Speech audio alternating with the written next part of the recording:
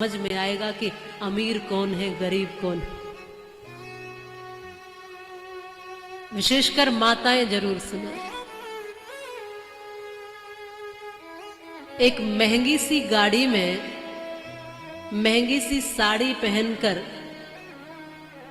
एक स्त्री आई और एक दुकान पर पहुंची। महंगी सी गाड़ी, महंगी सी साड़ी और बढ़िया सी दुकान पर पहुंची और पहुंचकर दुकानदार से कहती है कि अपनी दुकान की सबसे सस्ती से सस्ती साड़ी दे दो मुझे। क्यों? क्योंकि मेरी नौकरानी की बेटी की शादी है। मेरी नौकरानी की बेटी की शादी है।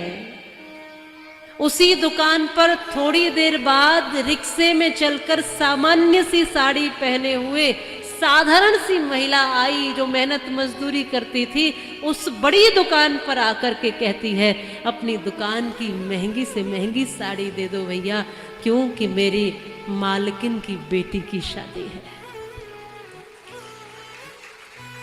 क्या लगता है आपको कौन सी स्त्री अमीर है यहाँ पर?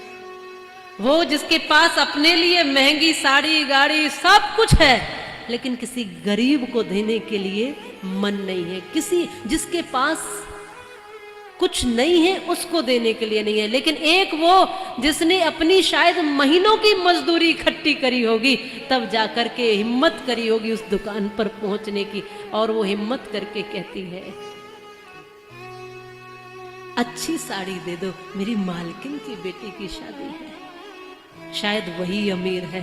इसलिए मैं कई बार कहती हूँ धन से अमीर होना या धन होना ये अमीरी का परिचय नहीं है। आप मन से कितने अमीर हो ये अमीरी का परिचय है। अमीर वो अमीर क्या जिसका दिल फकीर ना हो, और फकीर वो फकीर क्या जिसका दिल अमीर ना हो।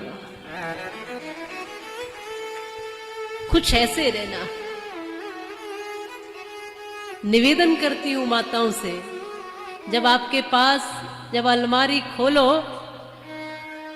और ये सोचने लग जाओ 10-20 मिनट तक खोलकर अलमारी की कौन सी साड़ी आज पहनूं और समझ नहीं आ रहा, जब ऐसी स्थिति हो तो समझ लेना भगवान ने थोड़ा ज्यादा दिया है। अब इसमें से कुछ निकाल कर वहां तक पहुंचाना जो 2-2, 3-3 महीने एक साड़ी में अपने तन को लपेटे हुए हैं।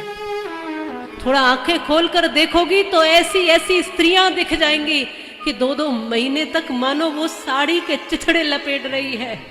थोड़ा उन तक पहुंचा देना, कथा सार्थक हो जाएगी हमारी। जब खाना खाने लगो, भोजन करो और थाली में अन्न छोड़ दो, रोटियां छोड़ दो, भोजन छोड़ दो, तो उस समय छोड़ते समय ये सोचना। कई बार लोग दावतों में, अभी देखो यहां भी भंडारा होगा, आज ही है ना भंडारा प्रसादी, तो कई बार लोग खूब थाली भर भर के लेते हैं, खाते हैं और आधा फेंकते हैं कचरे में। जब आप भोजन को कचरे में डालने लगो, चाहे अपने घर में चाहे बाहर कहीं भी, तब उस समय ये ध्यान कर लेना कि कोई है जो इस कचरे के डब्बे से भी बीन कर अपनी भूख मिटाता है। ऐसे तमाम बालक हैं फुटपाथों पर बैठे हैं, थोड़ा अन्न मिल जाए इसके लिए सोचते हैं। थोड़ा नजरिया बनाओ। आपके पास भगवान ने जो भी दिया हो, मैं तो इस व्यासपीठ से ये प्रार्थना करती हूँ ठाकुर जी और दे आपको, और इतना दे कि इस देश में कोई गरीब न रहे, कोई भूखा न सोए, कोई बिना कपड़ों के ठंड में न मर जाए। इस व्यासपीठ से भगवान से, ठाकुर जी से ये प्रार्थना करती हूँ हे कन्हैया, कोई ठंड से ठिठुर के न मर जाए। एक दृष्टि आपकी होनी चाहिए, ऐसी होनी चाहिए जो सबके लिए देख सके। थोड़ा थोड़ा जीना सीखो, आज से शुरू कर देना।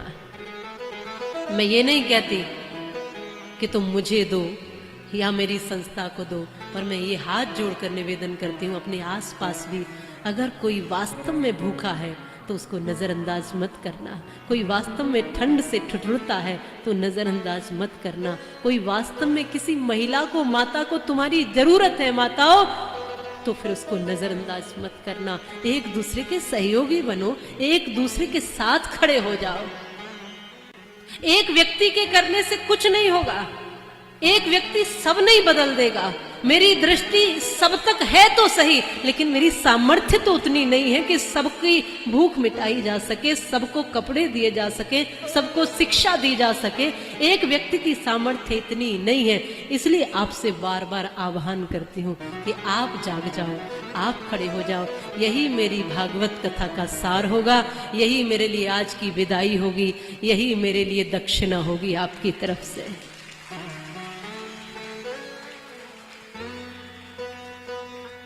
थोड़ा कुछ भावना से जीना सीख जाओ।